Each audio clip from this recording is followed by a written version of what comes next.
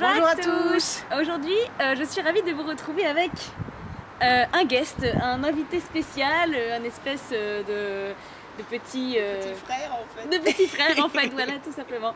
Je vous présente Léopold, parce qu'on n'est pas que deux hein, dans la famille, il n'y a pas que Victor et moi, on a aussi un petit frère qui s'appelle Léopold. Petit frère qui a beaucoup de talent dans beaucoup de domaines, et notamment dans celui du bricolage. Voilà. Donc un jour je l'ai pris entre quatre yeux et je lui ai dit écoute, je veux sauter et j'ai pas de quoi sauter, invente-moi un truc, fabrique-moi des chandeliers. Voilà, aujourd'hui on va vous présenter comment réaliser des chandeliers pour faire du saut d'obstacle avec vos ânes, comme avec des chevaux, comme avec tout n'importe quel équidé. Quel animal voilà. d'ailleurs, sauter avec votre teckel vous pouvez. Voilà, une réalisation avec des matériaux simples. Oui c'est ça, en fait on a, tout le monde.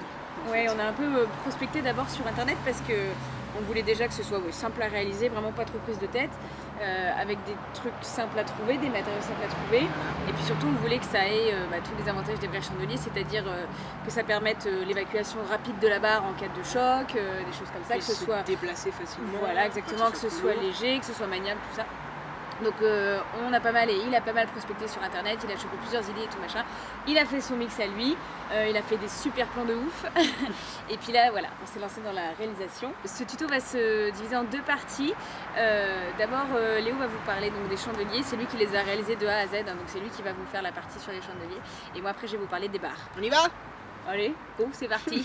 Bon bah on vous laisse avec le petit DIY. Gros bisous. Salut.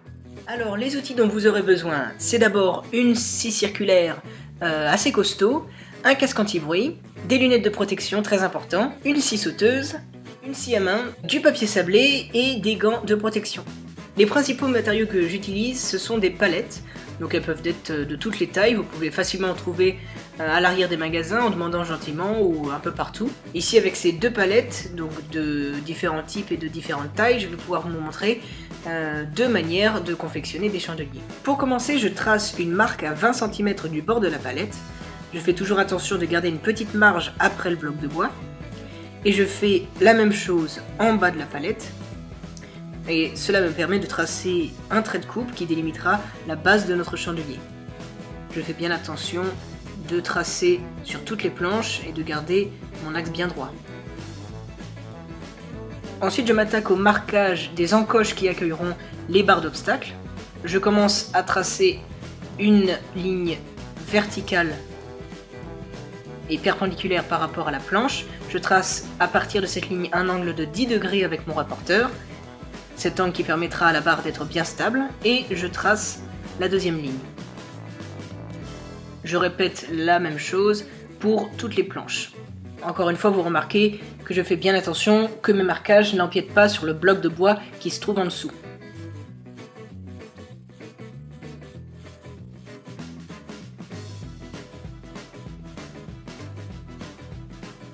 Une fois que tout le côté gauche est fait, je fais mon second chandelier en répétant la même opération que je vous ai dit précédemment. Je trace ma ligne de coupe en faisant attention à garder ma règle droite et en gardant une petite marge après le bloc de bois pour garder une symétrie entre les deux chandeliers. Je continue en faisant une autre ligne car je n'utiliserai pas l'autre extrémité de la palette car elle est un peu abîmée, je préfère utiliser le milieu. Donc tout simplement je couperai encore une grande ligne transversale à 10 cm des blocs. Ensuite je trace mes encoches, mais attention cette fois-ci je fais bien attention à ce que ce soit en miroir, symétrique. Je noircis les coupes dont je ne me servirai plus. Ensuite j'attaque la découpe, je fais bien attention d'avoir mes gants de protection, mes lunettes de protection et mon masque anti-bruit car je tiens à mes tympans. Avant de couper, je vérifie que ma lame soit assez descendue à la bonne épaisseur de la planche pour ne pas que ce soit trop dur à couper. Comme ici, là, une première fois, je suis un peu arrêté. Attention pour cette partie-là à bien rester droit car les planches peuvent partir et la scie circulaire peut être déviée un petit peu. J'attaque la seconde partie. Je préfère poser mon genou sur la palette pour ne pas qu'elle bouge trop et pour être plus stable. Ensuite, je retourne la palette, puis je découpe l'arrière. Je fais plus ou moins à l'œil en suivant la découpe des planches qui sont en dessous.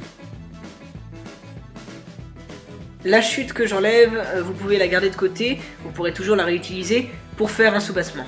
Je continue mes découpes de l'autre côté du chandelier. toujours à l'œil. Et après c'est fini. Et voilà, j'ai déjà en gros la forme finale des chandeliers. Je ponce toujours un petit peu après pour ne pas avoir trop d'échardes, ou si on veut mettre de la peinture pour qu'elle accroche un petit peu mieux. Avant d'attaquer la découpe à la scie sauteuse, je m'assure qu'elle soit à puissance maximale car c'est du bois assez épais. Je commence par découper l'angle de 10 degrés et je le fais pour toutes les planches. Ensuite, je découpe les angles de 90 degrés.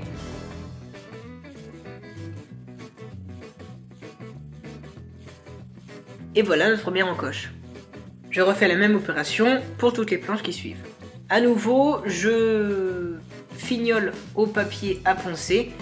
Et voilà, à présent on a une première idée de ce que ça va donner. Il ne nous manque plus que des pieds pour que ce soit plus stable. Pour faire ces pieds, j'utilise des chutes des découpes précédentes. Pour les fixer, j'utilise des vis. Je commence par percer à la perceuse des petits trous qui serviront de trous pilotes. Et ensuite, ça permet de mettre des vis. J'utilise d'assez longues vis pour une meilleure stabilité. J'utilise pour cela une perceuse et une visseuse, ça va bien plus vite. Cette planche accueille en fait ce qui va vraiment servir de pied, deux autres chutes de la même taille. Je continue à percer des trous pilotes, j'en trace deux en diagonale par rapport à la planche qui est en dessous. Puis je mets des vis, un peu plus petites cette fois-ci pour éviter après que les vis ne dépassent de l'autre côté et pour éviter tout risque de blessure. Assurez-vous que l'embout de votre visseuse soit toujours un petit peu plus grand que l'encoche des vis pour visser plus vite. Et voilà, vos chandeliers sont bien plus stables maintenant. Maintenant je m'attaque à la deuxième façon de faire des chandeliers, cette fois-ci qui sont bien plus hauts. En effet j'utilise non pas la largeur mais la longueur de la palette pour faire la structure de ces chandeliers. Je commence directement par les marquages des encoches. Je fais une longueur d'encoche de 15 cm et un espacement de 5 cm entre chaque encoche. Donc je reporte 15 cm, puis 5 cm, puis 15 cm, puis 5 cm. Je fais la même chose de l'autre côté de la palette. Ensuite, je place mon rapporteur bien perpendiculaire à la planche. Je marque un angle de 10 degrés.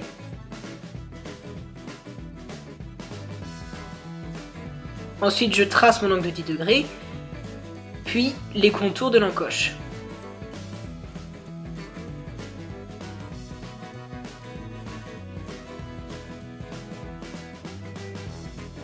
Je fais la même opération tout au long de la planche, en me reportant au marquage que j'ai fait précédemment. Pour aller plus vite, je trace tous les angles, puis tous les traits perpendiculaires, puis tous les traits parallèles aux planches.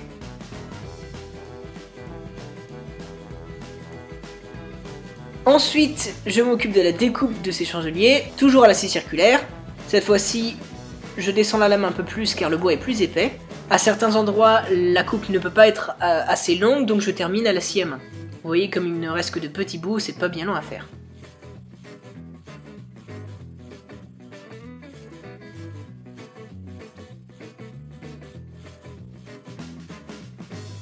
Je fais la même chose de l'autre côté.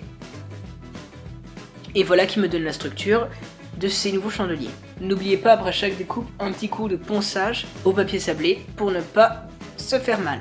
Je récupère les planches qui sont sur la partie centrale pour faire les pieds par la suite.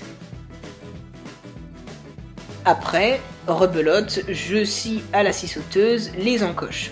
Je commence par les deux côtés, puis je fais un arrondi parce que faire un angle de 90 degrés avec une scie sauteuse c'est pas possible, à ce moment là on casserait la lame, donc je fais un arrondi pour rejoindre le trait central. Je rectifie cet arrondi ensuite en découpant les deux petits angles.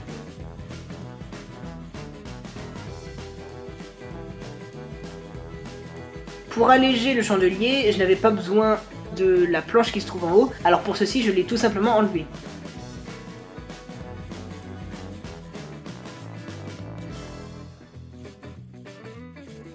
Pour faire les pieds, vu que ceux-ci sont un peu plus grands, je préfère les caler. Je prends une planche que j'ai préparée tout à l'heure. Je vérifie qu'elle soit bien des mêmes longueurs sur les deux côtés. Je perce mes trous pilotes. Cette fois-ci, j'en fais un peu plus car le chandelier a besoin d'être plus stable. puis je visse. Je fais le même système que pour les chandeliers précédents. Je vais placer 2 planches perpendiculaires à la planche qui les soutient. Encore une fois, je trace mes trous pilotes et je visse. Ces chandeliers sont faits. Tout à l'heure, je vous avais dit de garder de côté les chutes de la première palette, parce qu'on peut s'en servir comme sous-bassement. En effet, c'est assez léger et c'est facile à faire tomber. J'égalise simplement tout ce qui dépasse à l'assise circulaire et c'est prêt.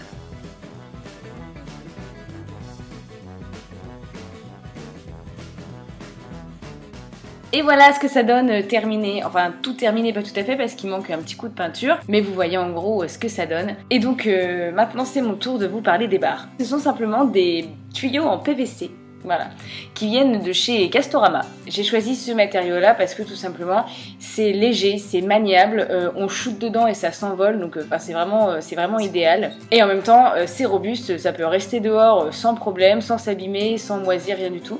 Donc c'est vraiment super. Et bien tout simplement voilà, je vous mets ici les références si jamais vous voulez trouver exactement les mêmes. Mais en gros la longueur fait 2 mètres.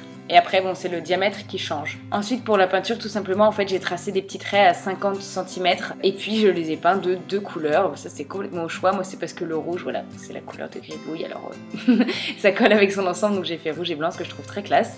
Et puis, l'autre paire de petits chandeliers et l'autre paire de barres est pour Victoire et Pépita. Donc, je lui laisse le choix des couleurs. Elle va peindre à son goût sa paire de chandeliers et sa paire de barres. Voilà, pour terminer, je vous laisse sur quelques jolies photos et vidéos des petits seaux de Gribouille et Pépita qu'on a fait depuis qu'on a ces chandeliers. Effectivement, ils ont un sens de passage en fait, c'est-à-dire qu'il faut passer dans le sens où la barre va pouvoir sortir des encoches. Mais sachez que vous pouvez quand même les prendre dans les 2 sens. J'ai essayé moi-même, hein, genre à pied, j'ai passé les obstacles pour être sûre de la sécurité du truc. En fait, déjà le PVC est tellement léger que quand on shoot dedans, même dans le mauvais sens, ça rebondit, ça tombe. Et puis de toute façon, les chandeliers sont tellement légers que vraiment un petit coup de pied et tout s'écroule. Donc c'est des matériaux très légers. Donc quoi qu'il arrive, c'est vraiment sans danger, que ce soit les sous-bassements ou les chandeliers dans un sens comme dans l'autre. Il n'y a vraiment pas de risque, vous pouvez prendre cet obstacle dans les 2 sens, même s'il y en a un qui est quand même un peu plus logique. Voilà, et ben j'espère qu'on a réussi à vous faire un DIY qui vous plaît et compréhensible. Dites-nous tout ça dans les commentaires si ça vous a plu, si vous allez essayer de le reproduire ou même si vous avez une autre technique. Enfin, vous pouvez nous envoyer vos photos aussi. Ah ouais, ce serait chouette carrément sur Instagram ou sur Facebook. Envoyez-nous vos photos si jamais vous les réalisez, ça nous ferait plaisir. Voilà, donc je vous fais des gros bisous et puis à bientôt pour une nouvelle vidéo. Bisous. Salut.